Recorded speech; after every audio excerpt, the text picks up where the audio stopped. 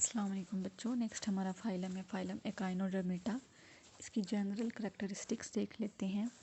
इसकी 5000 स्पीसीज़ हैं और ये मैरीन ऑर्गेनिजम्स हैं जो कि सी बॉटम में पाए जाते हैं।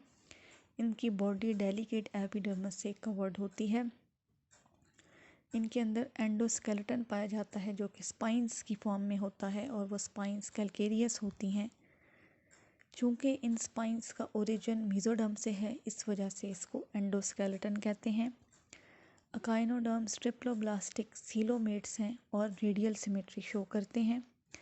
इनका माउथ लोअर सरफेस पे मौजूद होता है और उस साइड को ओरल सरफेस या ओरल साइड कहते हैं, और एनस अपर सरफेस पे होता है, उसको एबोरल सरफेस या एबोरल साइड कहते हैं। अकाइनोडर्म्स एक्सक्लूसिवली मैरीन हैं, सिर्फ मैरीन इन्वायरमेंट में आपको मिलेंगे और ये बॉटम पे पाए जाते हैं along shore lines in shallow seas. Shallow seas mean जो कम गहरे समंदर हैं उनके साहिल पे आपको बॉटम में ये मिलेंगे। इनकी ज़्यादातर स्पीसीज़ फ्री मूविंग हैं लेकिन कुछ अटैच्ड भी होती हैं। इन एनिमल्स की larval forms bilateral symmetry show करती हैं जबकि एडल्ट्स में रेडियल सिमेट्री है जो कि इनकी अडेप्टेशन है for special mode of life. इनकी बॉडी मुख्तलिफ शेप की हो सकती है, कुछ में फ्लैटेंड होती है लाइक बिस्किट जैसा कि केक अर्चन में, star shaped with short arms जैसा कि स्टार फिश में, ग्लोबुलर शेप्ड हो सकती है जैसा कि सी अर्चन में, star shaped but with long arms brittle star में, या फिर इलोंगेटेड हो सकती है जैसा कि सी क्यूकम्बर में। इनमें सेंट्रल डिस्क होती है जिससे आर्म्स रेडिएट करती हैं।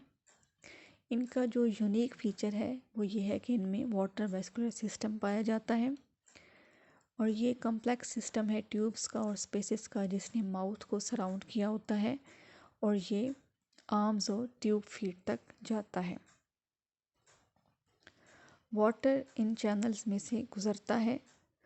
जब वाटर इन कैनाल्स में दाखिल होता है तो वो एक सीव लाइक प्लेट जिसको मेडरीपोराइट कहते हैं जो कि एबोरल बॉडी सरफेस पे मौजूद है, उससे होता हुआ इन कैनाल्स में या इन चैनल्स में आता है। इनकी जो मोटाइल स्पीसीज़ हैं वो ट्यूब फीट की मदद से मूव करती हैं। हर ट्यूब फुट एक सॉफ्ट सैक लाइक स्ट्रक्चर है जो कि आर्म्स की जो ग्रूव्स हैं उनके एजेस पे आपको नज़र आएगा। एकाइनोडर्म्स में लो डिग्री ऑफ ऑर्गेनाइजेशन होती है। इनमें स्पेशलाइज्ड ऑर्गन्स होते हैं डाइजेशन और रिप्रोडक्शन के लिए, लेकिन आपको रेस्पिरेशन और एक्सक्रीशन के लिए इनमें कोई स्पेशलाइज्ड ऑर्गन्स नहीं नज़र आएंगे। इनमें नर्वस सिस्टम भी पुअरली डेवलप्ड होता है, कोई ब्रेन इनमें नहीं पाया जाता, ताहम इनमें नर्व रिंग होता है जो कि फेरेंजियल रीजन के गिर्द मौजूद होता है। इसी तरह से इनमें सर्कुलेटरी सिस्टम भी पुअरली ऑर्गेनाइज्ड है, तो हम ये कह सकते हैं कि इनमें लो डिग्री ऑफ ऑर्गेनाइजेशन होती है। सेक्सेस इनकी सेपरेट हैं, फर्टिलाइजेशन इनमें एक्सटर्नल होती है। इनमें लार्वी जो प्रोड्यूस होते हैं वो बाइपेनेरिया और ब्रैक्यूलेरिया कहलाते हैं जो कि कॉम्प्लेक्स हैं और बायलेटरल सिमेट्री शो करते हैं और ये कॉर्डेट से मिलते जुलते हैं। इनका जो यूनिक फीचर है वो ये है कि इनमें रीजनरेशन की एबिलिटी होती है। रीजनरेशन क्या है? The ability to reform lost organs, कि ये सलाहियत अगर कोई ऑर्गन लॉस्ट हो गया है या कट गया है बॉडी से तो वो अगर दोबारा बन जाए, इस एबिलिटी को रीजनरेशन कहते हैं। ये अकाइनोडर्म्स में पाई जाती है जैसा कि star fish, sea cucumber, sea lily, brittle star, sea urchin वगैरह वो ये करैक्टरिस्टिक शो करते हैं। एकाइनोडर्म्स का स्ट्रक्चर बहुत सिंपल है, ऑर्गेनाइजेशन और फिजियोलॉजी भी इनकी बहुत सिंपल है, और अगर देखा जाए तो ये जो प्लेस डिज़र्व करते हैं वो एनालिड से नीचे वाली प्लेस या नीचे वाला फाइलम डिज़र्व करते हैं या एनालिड के बाद वाला फाइलम डिज़र्व करते हैं। लेकिन इनको इनवर्टिब्रेट लिस्ट के टॉप पे रखा गया है। उसकी वजह क्या है कि इनमें जो रिजेम्बलेंसेस हैं वो कॉर्डेट्स के साथ ज़्यादा हैं। तो हम ये कह सकते हैं कि एकाइनोडर्म्स और कॉर्डेट्स के दरमियान रिजेम्बलेंसेस ज़्यादा होने की वजह से इनको इनवर्टिब्रेट लिस्ट में सबसे टॉप पे रखा जाता है। अब वो रिजेम्बलेंसेस कौन कौन सी हैं कि इनमें रेडियल क्लीवेज है डेवलपमेंट ऑफ एम्ब्रियो के दौरान।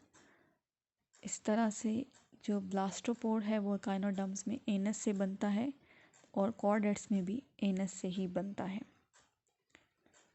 सॉरी, जो ब्लास्टोपोड है वो एनस बनाता है एकाइनोडर्म्स में और कॉर्डेट्स में भी एनस ही बनाता है। इसके अलावा इनमें बायोकेमिकल पिक्यूलरिटीज़ पाई जाती हैं। पिक्यूलरिटीज़ का मतलब होता है खसूसियात एकाइनोडर्म्स और कॉर्डेट्स के दरमियान, जैसा कि फॉस्फोक्रिएटिन दोनों में मौजूद है।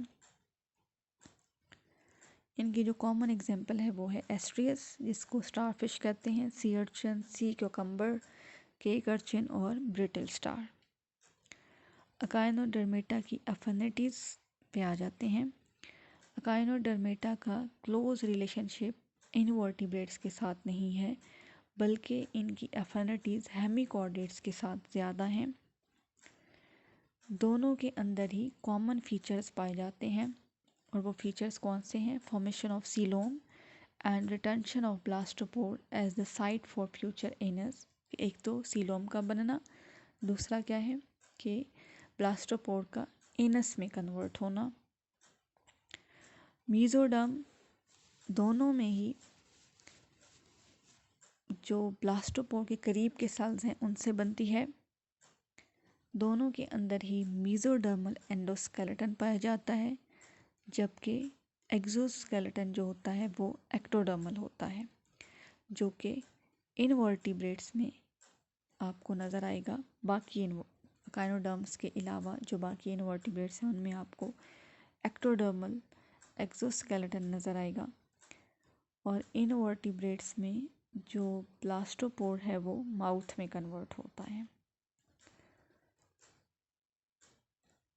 अब ये जो रिजेम्बलेंसेस हैं जो कि दोनों फाइला में आपको बताई गई हैं, ये एक्सीडेंटल नहीं है, ना ही ये कन्वर्जेंट एवोल्यूशन की वजह से हैं, बल्कि ये इस वजह से हैं कि दोनों ही क्लोजली रिलेटेड हैं और दोनों एक ही एंसेस्टर से इवॉल्व हुए हैं।